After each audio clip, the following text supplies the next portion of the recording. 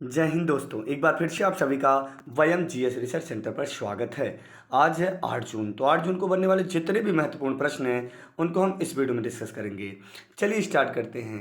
तो पहला प्रश्न आपसे कह रहा है, हाल ही में किसने सरका ई संजीवनी टेलीमेडिसिन सेवा का एकीकरण करने का घोषणा किया है? तो याद रखेंगे, राष्ट्रीय स्वास्थ्य प्राधिकरण ने।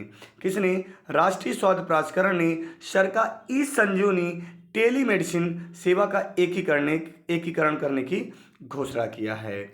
चलिए अगला प्रश्न आपसे कह रहा है, हाल ही में नाबार्ड के अध्यक्ष डॉक्टर जी आर चिंताला ने कहां पर माई पैड माई राइट कार्यक्रम का शुभारंभ किया है? तो याद रखेंगे, माई पैड माई राइट कार्यक्रम का शुभारंभ किसने किया? तो नाबार्ड के अध्यक्ष डॉक्टर जी आर चिंताला। क्या नाम है? Doctor G R Chintala. तो याद रखना, तो कहाँ पर शुरू किया है? लेह में। कहाँ पर? लेह में। तो नाबार्ड के अध्यक्ष डॉक्टर जी आर चिंताला ने माई पैड माई राइट कार्यक्रम का शुभारंभ लेह में किया है। आइए बात आई है नाबार्ड की। तो एक रूरल बैंक है, याद रखेंगे आप लोग। नाबार्ड की स्थापना हुई थी 12 जुलाई 1982 को हुई थी। क्लियर? 12 जुलाई 1982 को। जबकि नाबार्ड का मुख्यालय कहाँ पर है? तो आपका जवाब हो जाएगा मुंबई में। ठीक है ना? अभी आपने देखा, नाम बताया गया जी आर चिंताला। तो जी से गोविंदा राजुलू चिंताला। क्या बोलेंगे? तो इस समय जो नाबार्ड के अध्यक्ष हैं उनका नाम है गोविंद राजुलू चिंताला। क्लियर है? नाबार्ड की स्थापना कब हुई थी? एक बार पुनः रिपीट कर रहे हैं, 12 जुलाई 1982 को। क्लियर है? तो याद रखना आप लोग, नाबार्ड के अध्यक्ष डॉक्टर जी आर चिंताला ने कहाँ पर माई पैड माई राइट का कार्यक्रम शुरू किया? तो लेह में। क्लियर है? जो बच्चे चैनल पर नए हैं वो प्लीज़ चैनल को सब्सक्राइब कर लें, साथ में बेल आइकन बेल बजा लें। आप लोग वीडियो को एक बार लाइक जरूर कर दिया करें। चलिए अगले प्रश्न पे हम लोग चलते हैं। भारत और किस देश के बीच संयुक्त सैन्य संप्रति एक्स, नाम याद रखना, मोस्ट इंपॉर्टेंट है। जितने भी सैन्य अभ्यास है सारे के सारे मोस्ट इंपॉर्टेंट हैं।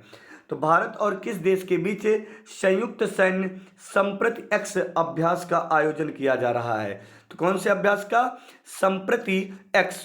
संप्रति एक्स किन दो देशों के? तो याद रखना, भारत और बांग्लादेश। क्या बोलेंगे? भारत और बांग्लादेश के बीच संयुक्त सैन्य अभ्यास संपत्ति एक्स का आयोजन किया जा रहा है। अगर बात करें कि संपत्ति अभ्यास की शुरुआत कब हुई थी? तो 2009 में हुई थी। किस में हुई थी? 2009 में हुई थी। अब देखेंगे, याद रहेगा। कैसे याद रहेगा? भारत से सबसे अधिक सीमा कौन सा देश बनाता है? बांग्लादेश बनाता है। बांग्लादेश बनाता है सबसे अधिक सीमा। तो सबसे अधिक संपत्ति की किसके पास रहेगी? भारत। और अगर पड़ोसी देशों की बात की जाएगी तो हम बात करेंगे बांग्लादेश सबसे अधिक सीमा बना रहा है। तो सीमावर्ती क्षेत्रों पर संपत्ति की बात कर लेते हैं, सीमा संपत्ति।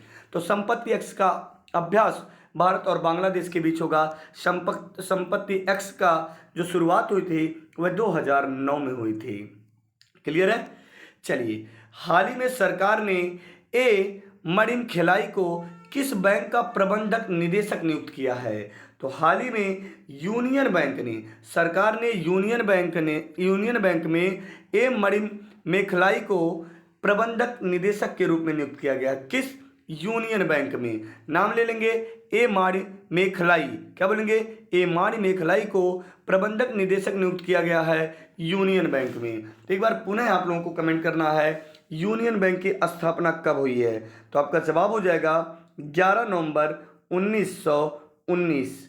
क्लियर है? अब दूसरी बात करते हैं। 11 नवंबर 1919 को यूनियन बैंक की स्थापना हुई। इसका मुख्यालय कहाँ पर? हेडक्वार्टर मुंबई। कहाँ पर कर बच्चों? मुंबई। अगर हम बात करते हैं केनरा बैंक की, तो केनरा बैंक की स्थापना कब हुई थी? 1 जुलाई 1906 को हुई थी। कब होता है प्यारे बच्चों?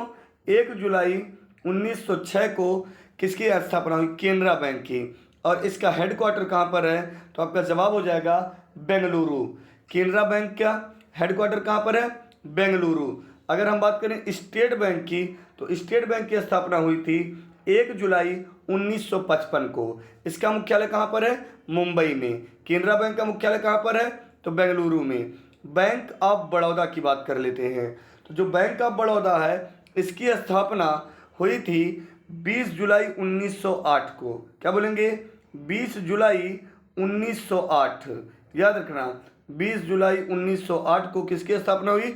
बड़ोदरा की, सॉरी बैंक ऑफ इंडिया अर्थात बीओबी का मुख्यालय कहाँ पर है? बड़ोदरा। क्लियर है?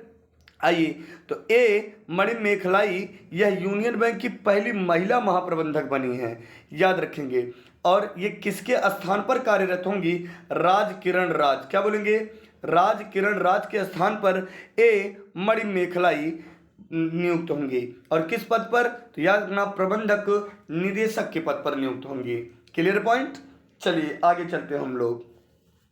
गर्मी बहुत ही बेतहाशा है।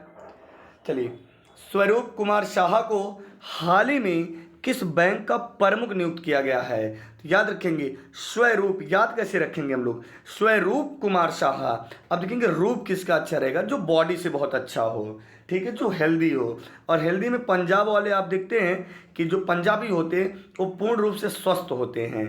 तो स्वरूप कुमार शाह पंजाब एंड सिंध बैंक का, क्या बोलेंगे?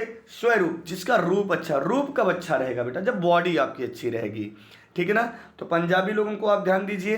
तो स्वरूप कुमार शाह को पंजाब एंड सिंध बैंक का क्या नियुक्त किया गया बाबू? प्रमुख नियुक्त किया गया है स्वरूप कुमार शाह को। क्लियर है? तो एक बार पुनः आप रिपीट कर लेंगे। बात आई यूनियन बैंक। तो यूनियन बैंक 11 नवंबर 1919 में स्थापित हुआ था, Mumbai. Clear? Bank of Baroda comment कर देंगे। चलिए आप लोग, अब हम बात करते हैं यहाँ पर एक बैंक की। ध्यान से इसको लिख लेंगे आप लोग, Punjab and Sind bank. Repeat कर लेंगे, अभी ऊपर बताएं हम आप लोगों को। पंजाब एंड सिंध बैंक की बात कर लेते हैं। तो पंजाब एंड सिंध बैंक की स्थापना हुई है 24 जून 1908 को, जबकि इसका मुख्यालय नई दिल्ली में है। किसका मुख्यालय? पंजाब एंड सिंध बैंक का स्थापना 24 जून 1908 को हुई, जबकि इसका मुख्यालय नई दिल्ली में हुई है। ठीक है? और जो कृष्णन है ये किसके जगह कार्यरत होंगे? तो यह एस कृष्णन की जगह कार्यरत होंगे। किसके जगह? यह एस कृष्णन। कौन है? नाम याद रखेंगे, स्वरूप कुमार शाह। स्वरूप कुमार शाह एस कृष्णन के स्थान पर नियुक्त होंगे। क्लियर है ना? स्वरूप कुमार शाह एस कृष्णन के स्थान पर कार्यरत होंगे। प्यारे बच्चों, स्थापना कब हुई थी? बोल देंगे, कमेंट कर देंगे। हाल ही में किसे 3 साल के लिए इंडियन ओवरसीज बैंक का एमडी और सीईओ नियुक्त किया गया है? तो बात करेंगे इंडियन ओवरसीज। ओवरसीज कौन करेगा बेटा? जो अजेय हो, जिसे जीता ना जा सके, वह आपको ओवरसीज कर देगा। तो इंडियन ओवरसीज बैंक का एमडी और सीईओ नियुक्त किया गया अजय कुमार श्रीवास्तव को। इन्होंने किसको, किसके स्थान पर? तो पार्थ प्रतिम सेन गुप्ता की जगह लेंगे। पार्थ प्रतिम, तो पार्थ प्रतिम को अपने पद से हटा दिया। कौन? अजय कुमार श्रीवास्तव ने। तो ऐसे याद रखेंगे तो याद हो जाएगा। पार्थ प्रतिम सेनगुप्त पार्थ प्रतिम सेनगुप्त की जगह लेंगे कौन? Ajay Kumar Srivastava. Indian overseas bank का एमडी और सीईओ नियुक्त किया गया है। तो बात आई है एमडी की। एमडी को कहा जाता है मैनेजिंग डायरेक्टर। सीईओ का अर्थ होता है चीफ एग्जीक्यूटिव ऑफिसर। तो 3 साल के लिए इंडियन ओवरसीज बैंक का एमडी और सीईओ नियुक्त किया गया अजय कुमार श्रीवास्तव जी को। हाल ही में जारी रिपोर्ट के मुताबिक भारत में डिजिटल भुगतान 2026 तक कितना गुना बढ़ने की उम्मीद है? तो 2026 तक भारत में डिजिटल भुगतान 3 गुना बढ़ने की उम्मीद है। कितना? 3 गुना बढ़ने की उम्मीद है, याद रखना आप लोग। चलिए, संयुक्त राष्ट्र ने हाल ही में किस देश का नाम तुर्कियों में बदलने की मंजूरी दी है? तो तुर्किये में बदलने की मंजूरी तुर्की को मिली है। तो बात करते हैं तुर्की की। तो तुर्की की राजधानी अंकारा। तुर्की और रूस दो ऐसे देश हैं जो यूरोप कॉन्टिनेंटल और एशिया कॉन्टिनेंटल दोनों में ही आते हैं। तुर्की की राजधानी अंकारा। विश्व की सबसे अधिक लवणीय झील यहीं पर स्थित है, तुर्की में स्थित है, वान झील। आगे चलते हैं। हाल ही में पेरिस में आयोजित French open grand slam tennis tournament 2022 पुरुष एकल का खिताब किसने जीता है? तो याद रखना, पेरिस में आयोजित फ्रांस ओपन ग्रैंड स्लैम, क्या बोलेंगे? फ्रांस ओपन ग्रैंड स्लैम पुरुष वर्ग 2022 में राफेल नडाल ने जीता है? कौन जीता है प्यारे बच्चों? राफेल नडाल ने। कहाँ पर हुआ?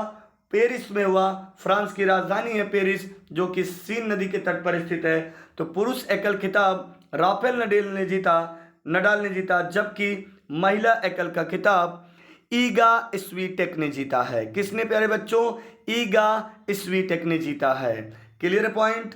चलिए, हाल ही में रामनाथ कोविंद किस राज्य में संत अकादमी और अनुसंधान केंद्र उद्घाटन किया है?